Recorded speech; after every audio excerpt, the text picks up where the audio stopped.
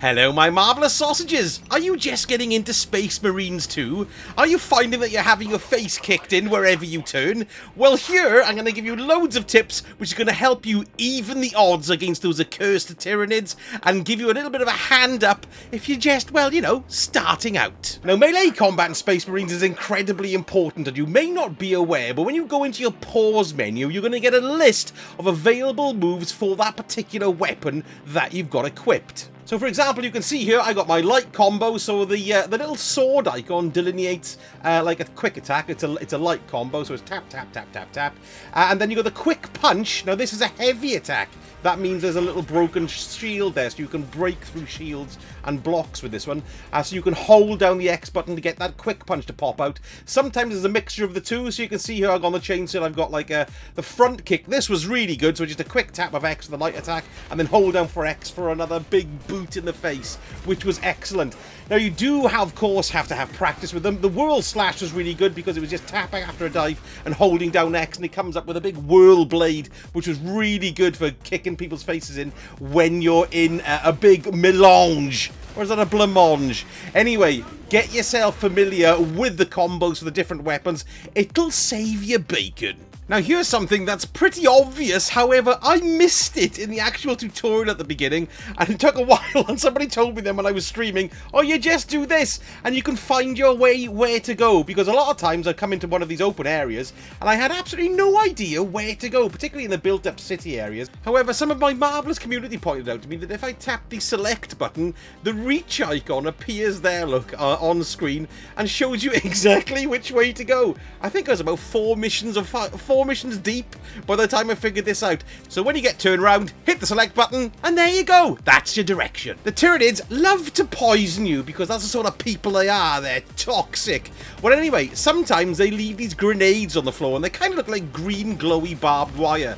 And they start with a little pod in them, so you can shoot them before the pod shoots out the barbed wire, or you can shoot at the base of the barbed wire to get rid of these really annoying grenades, because what will happen is the more you're poisoned, a bar will grow in the center, and then once the bar reaches its max, the screen will turn green. And once the screen turns green, then you can't see much for quite a while, and it becomes a massive impediment when you're having a scrap. So make sure you clear out any of these poison mines when you see them, otherwise it'll be very irritating.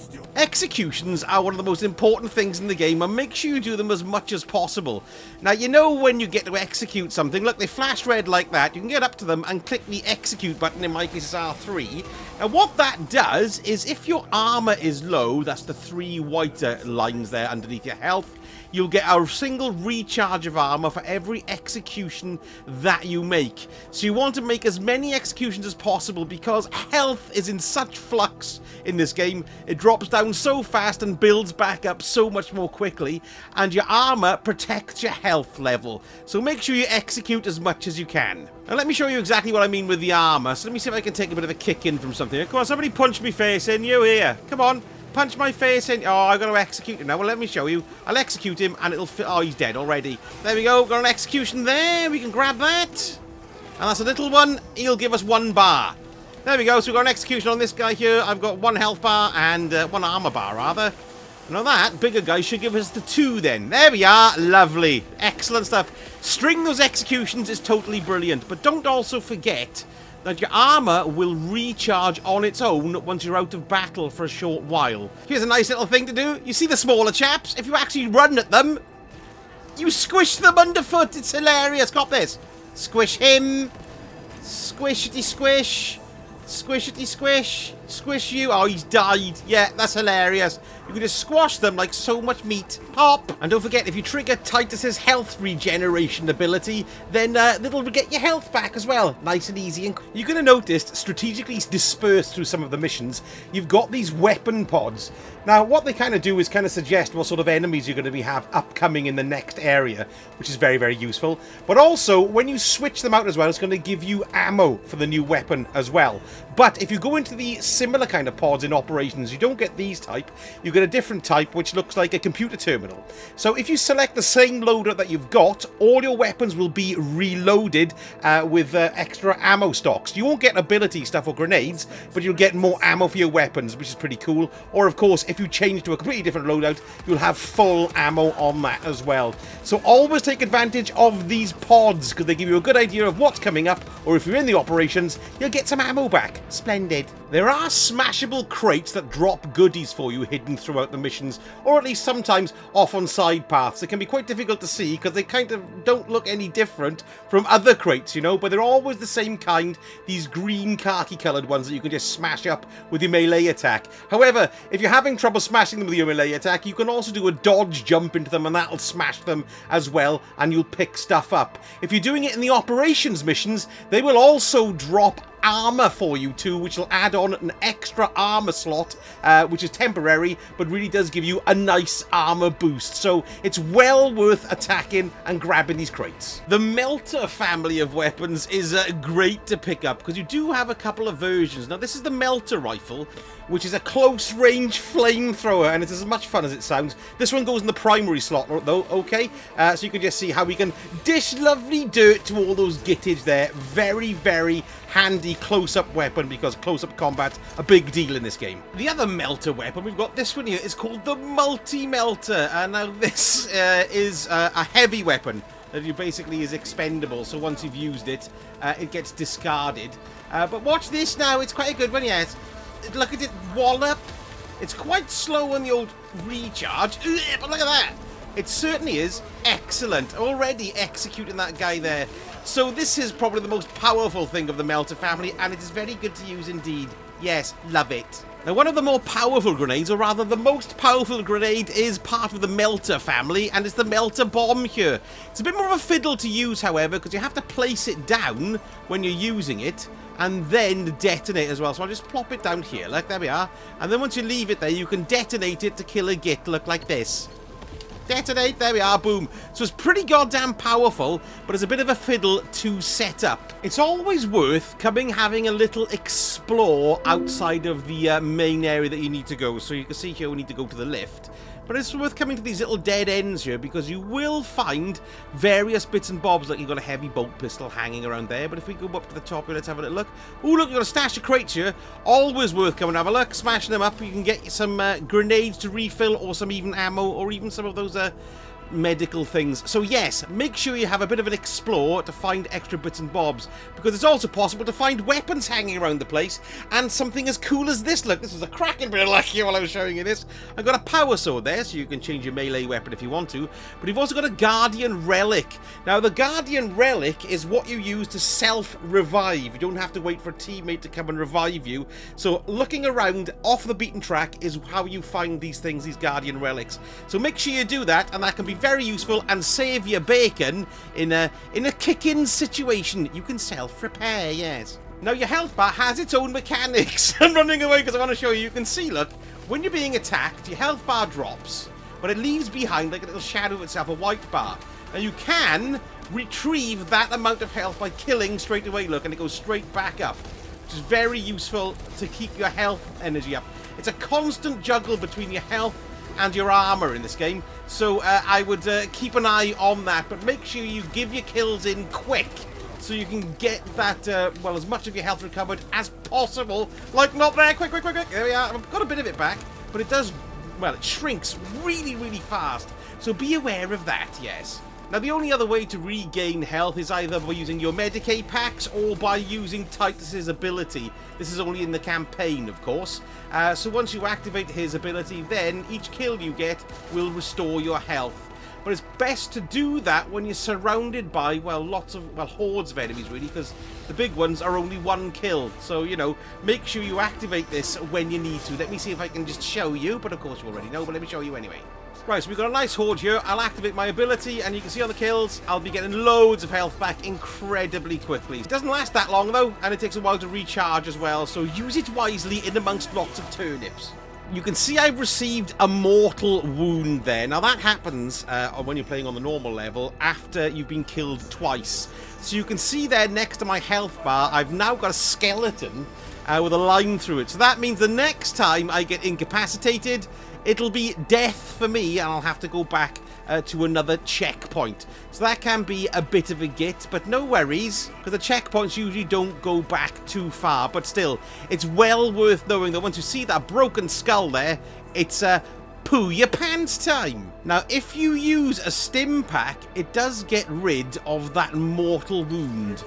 There we go, see, mortal wound healed. So that means now next time won't be my last time I'm killed. It's reset it, okay? So I can die another 2 times now before another mortal wound kicks in. So use your... you kind of need to use them quite strategically, the health packs, because it's better for you to try to get your health back by either using Titus's ability or just generally waiting until you get through to a next bit, you know? But of course, if you're in an absolute pinch, pick them up, use them, definitely. But it's well worth keeping that in mind, that they erase the mortal wound. Look, very useful. Now, this is personal choice, of course, but I've got to be honest with you, my utter, total, and utter brilliant, most favourite weapon is the Last Fusil scoped single-fire energy rifle. It's amazing! I got a Melta rifle there as well, but don't forget, I'll just put that back in. This is basically almost like a one-shot kill. Well, it's a one-shot kill for all the little gits. It's a 2-shot kill, or at least put them into an execute state for general other gits like heretics and those other space alien gits ones, which I can't remember the names of. Let me show you it in action. It's brilliant. I used it practically the whole time once it started coming up.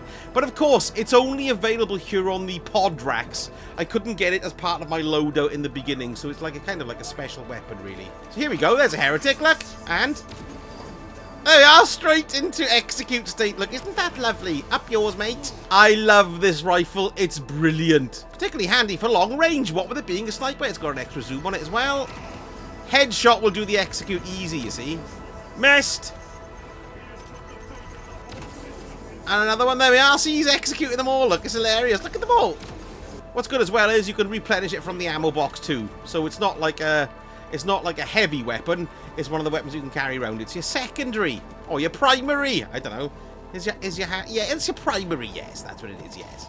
Now, you may pick up this weapon. It's a bolt carbine with a grenade launcher underslung, yeah, which is pretty cool. It kind of reminds me of the pulse rifles and aliens almost. So when you shoot it from the hip, you can do that. But you might be having difficulty shooting the actual grenade itself. Now, there's a secondary fire mode that you need to use. And all you do is, well, on the Xbox, you tap R3. Look, and he turns it that way. It's an alternative fire mode, so it switches to auto there as well. It doesn't show you that very often as soon as you pick it up. So what you want to do is just tap the alternate button, and then you can got 5 grenades with it as well, which is pretty useful. They're basic frag grenades, it seems, so they're not that powerful, but they're very handy in a pinch. Now, of course, you do have 2 defensive modes. You've got your parry, and you've got your dodge. Now, as for parrying, it's quite easy to see. When you've got an obvious attack coming at you, you'll have a blue circle appearing, so you know exactly where it's coming from. And if you tap the parry button, loosely, not necessarily exactly within the parry window, you will just block the attack. However, if you tap it exactly as it starts, then you'll get a perfect parry, which will either result in a kill, which will be the smaller gits, and then you'll also get some armor back. For the bigger gits, you can parry, and it'll result in staggering them for a little while, so you can get in and give them a nice bit of a kicking. Now, the dodge is delineated by the yellowy, orangey circle that flashes, and you just got to tap the dodge button and just jump out of the way. Now, if you do a perfect dodge, then you also get the chance to have fire the gun in its face. So you can give them a bit of a kick in that way as well, but that's only when you execute a perfect dodge. Now, it's quite hard to get these things right. It requires practice to get the timing right. And you don't necessarily have to wait for the blue circle to appear to parry or to dodge. There's one there. Caught him, cut him, dead. That was a perfect parry there, okay? Should have another one, but it doesn't mean I'm just going to get a... What's he doing? Ah! Blocks! It's normal blockage there like that, yeah? So you can block them all in that way. Of course, you can just dodge at any particular time. I wouldn't recommend dodging all the time when you're in these big masses of enemies, because they just follow you around so easily. So I would recommend just using the dodges when you see the incoming attacks, you know, because you're going to be avoiding long-range attacks, then particularly snipers and stuff. So parrying is incredibly useful, and you can sort of do a dodge as well, which is very useful, and they both have perfect states, which will allow you to get your armor back or to follow up with a firing in the face sort of one. So those 14 tips are something I would have found very useful knowing right at the beginning when I'm getting started, but let me know in the comments if you've got any other hints and tips for people just starting out in good old Space Marines 2. I'd love to know and share it about. Anyway, thank you so much for watching, and I shall speak to you all again very soon. Sausage out.